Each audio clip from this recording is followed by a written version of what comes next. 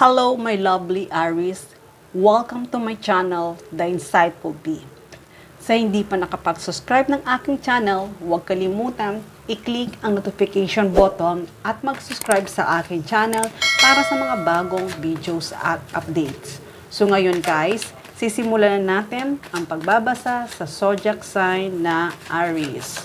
Shuffle muna natin guys ang card.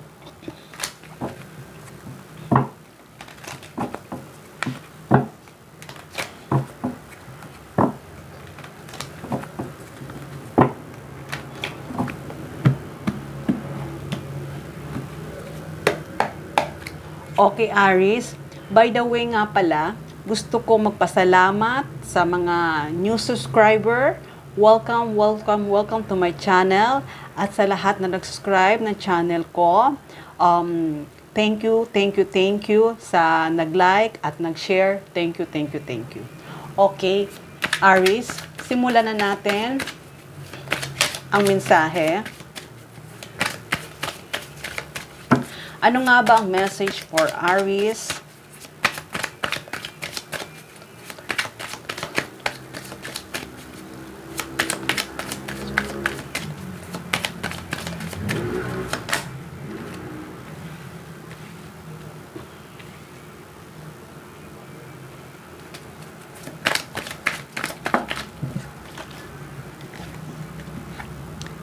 Aries, wait lang ha. Kukunin ko lang yung nahulog.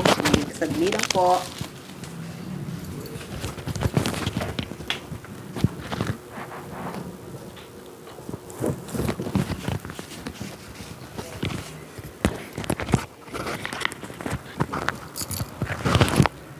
Okay, ito yung nahulog.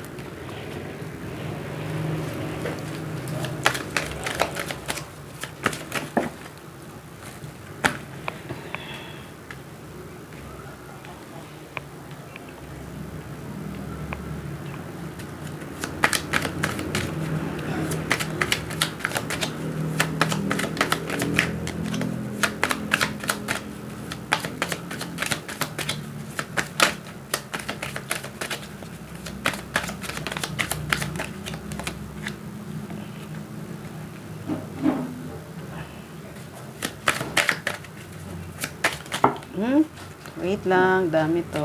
Kuha lang ako ng isa. Kuha lang ako ng isa.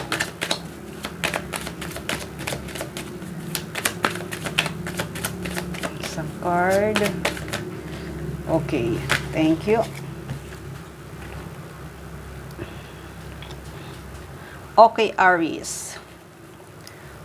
Bottom of the deck, 10 of Swords. Okay.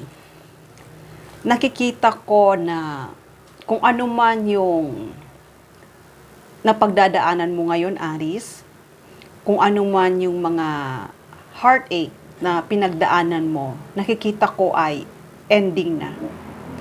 Ending na. Nakikita ko ay magiging bright yung future mo. Nakikita ko na itong maraming nanakit sa'yo o nasaktan ka, maaaring sa relationship nyo, ay ending na. Ending na to. Kasi, nakikita ko na magiging stable ang buhay mo. Magiging stable.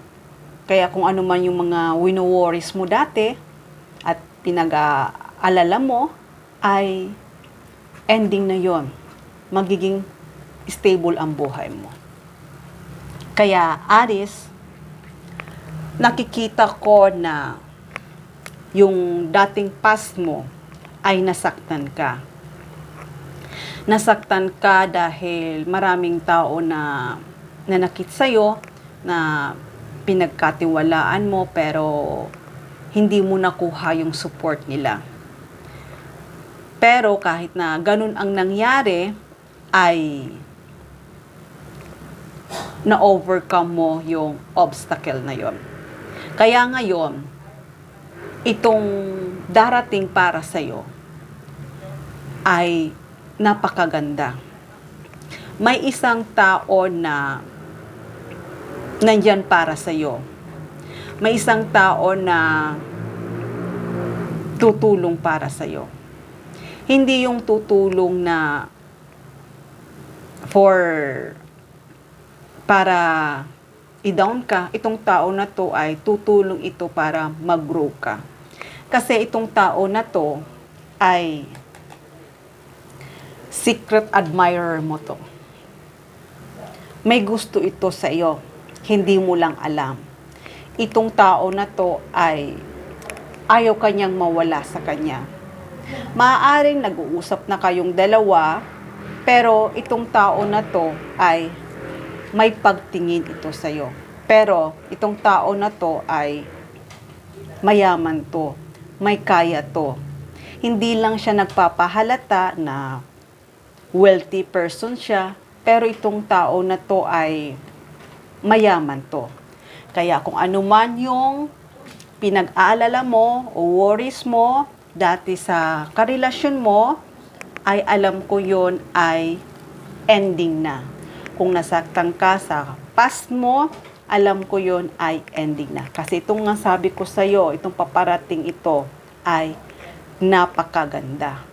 At hindi lang yon, nakikita ko na itong tao na to ay kaya kang ipaglaban. Kaya kang ipaglaban kayang ipaglaban niya ang pagmamahal niya para sa iyo. Kaya kang ipaglaban.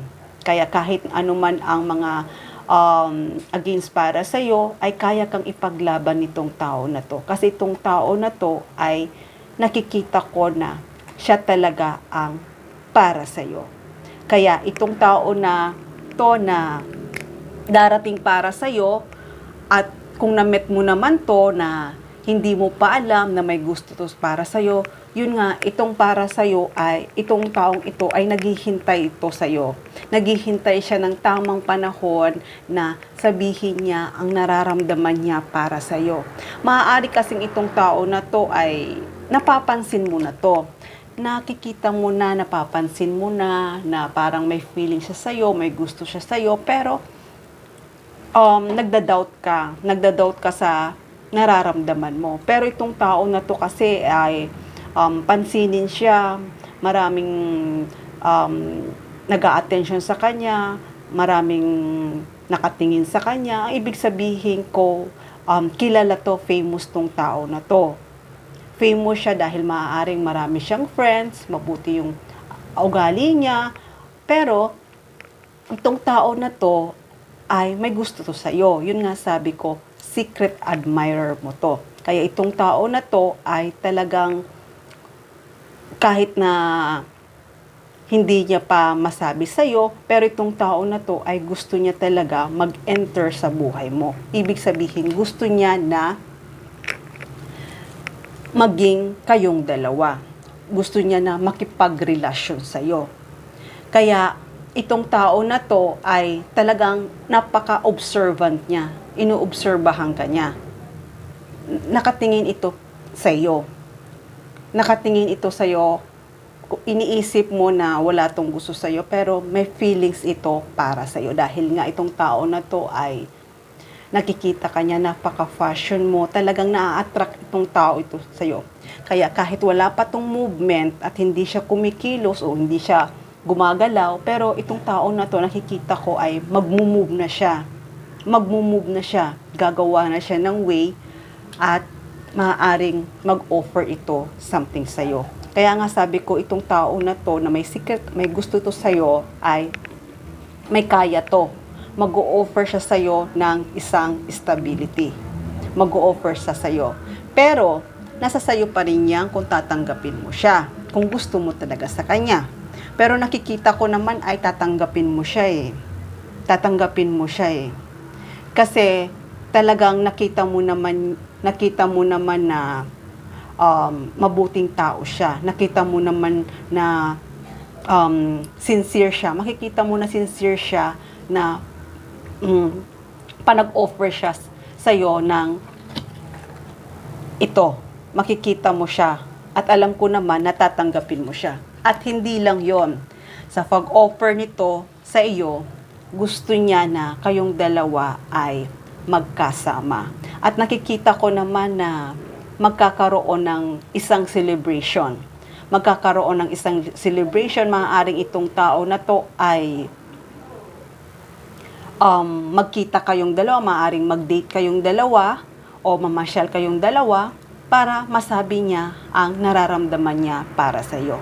Kasi itong tao na to talagang maraming mga friends to, maraming kaibigan to, talagang kilalang kilala siya. Pero kahit kilalang kilala siya, itong tao na to ay may gusto ito sa iyo. Na-attract itong tao sa iyo. Kaya ngayon, itong tao na to, gusto niya na kayong dalawa ay magkasama. Gusto niya kayong dalawa ay mag-date kayong dalawa para makilala nyo ang isa't isa. Kasi maaring kasamahan mo to sa work mo, basta kakilala mo na or kaibigan mo to na hindi niya sinasabi ang nararamdaman niya para sa iyo. Basta itong tao na to, maaaring friends mo to. Friends mo to na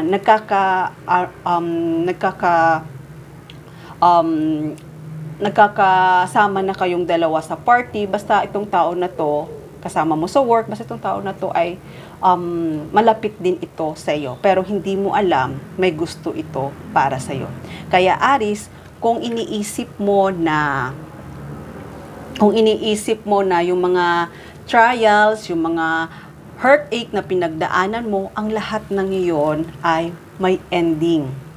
Ending na. Kasi itong darating para sa iyo, itong taong itong may gusto para sa iyo, ay talagang mahal na mahal ka nito. At hindi lang yon. Talagang kung dati, hindi ka nakatanggap sa iyong karelasyon na hindi fair, hindi maayos na treatment sa'yo, pero this time itong tao na to na pupunta para sa'yo at mag-o-offer ng love sa'yo, ay maganda ang i-offer niya. Maganda ang i-offer nito para sa'yo. Hindi mo lang alam na itong tao na to ay matagal na itong may gusto para sa'yo. Kaya Aries, itong tao na to ay handa na to. Handa tong pumunta at handa tong mag-enter sa buhay mo. Kaya, nasa sayo yan kung tatanggapin mo ang offer niya kasi itong offer na ibibigay para sa'yo ay napakaganda. At lahat ng worries mo at problems mo na iniisip mo ay talagang may ending na. May ending na. Dahil itong ibibigay para sa'yo ng taong ito, ibibigay nitong tao na to para sa iyo ay napakaganda. Ito yung ibibigay niya para sa iyo. Okay, Aries, hanggang dito na lang muna ang mensahe na to. Love and peace.